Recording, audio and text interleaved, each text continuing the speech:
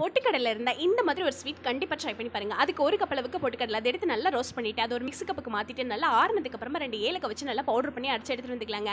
அடுத்ததாக ஒரு கப் அளவுக்கு வெல்லம், அதில் ஒரு கப் அளவுக்கு தண்ணி சேர்த்துட்டு நல்லா இந்த வெல்லம் கரைஞ்சி வந்ததுக்கப்புறமா நம்ம அரைச்சி வச்சிருக்க அந்த பவுடரையும் கொஞ்சம் கொஞ்சமாக அந்த குட்டியெல்லாம் பிடிச்சிடாம நல்லா கட்டிக்கட்டியில் இல்லாமல் இந்த மாதிரி நல்லா இந்த கரண்டி வச்சு நல்லா மசிச்சு இது கூட நல்லா மிக்ஸ் பண்ணி விட்டுக்கலாங்க.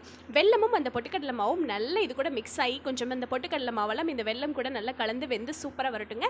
இதே போல் நல்லா சுருள கிண்டிக்கலாங்க. அடுத்ததாக ஒரு 3லேருந்து 4 ஸ்பூன் அளவுக்கு நெய் சேர்த்துக்கலாங்க. நெய் சேர்த்துட்டு இதை ஒரு அல்வா பதத்துக்கு நல்ல சுருள நம்ம ரெடி பண்ணிக்கலாங்க. அவ்வளோதாங்க. இதை அப்படியே எடுத்து நீங்கள் சாப்பிட்டுக்கலாம். இல்லைன்னா ஒரு ஆறுனதுக்கப்புறம் ஒரு ட்ரேக்கு மாற்றிட்டு இது ஒரு பருப்பி மாதிரி கூட நீங்கள் ட்ரை பண்ணி பார்க்கலாங்க. டேஸ்ட் வேறு லெவலில் இருக்கும். உங்களுக்கு பிடிச்சா முந்திரி திராட்சை கூட நீங்கள் சேர்த்துக்கலாங்க. ரொம்பவே ஹெல்தி அண்ட் டேஸ்டி, குயிக்காக பண்ணிடலாம். ஸ்கூல் விட்டு வர நம்ம பசங்களுக்கு இந்த மாதிரி ஒரு பொட்டுக்கடலை வச்சு ஹெல்த்தியாக செஞ்சு கொடுங்க. கண்டிப்பாக ட்ரை பண்ணி பாருங்கள் இந்த ஹெல்தி ரெசிபியை. மறக்காமல் நம்ம சேனலை சப்ஸ்கிரைப் பண்ணி உங்களோட சப்போர்ட்டை கண்டிப்பாக கொடுங்க.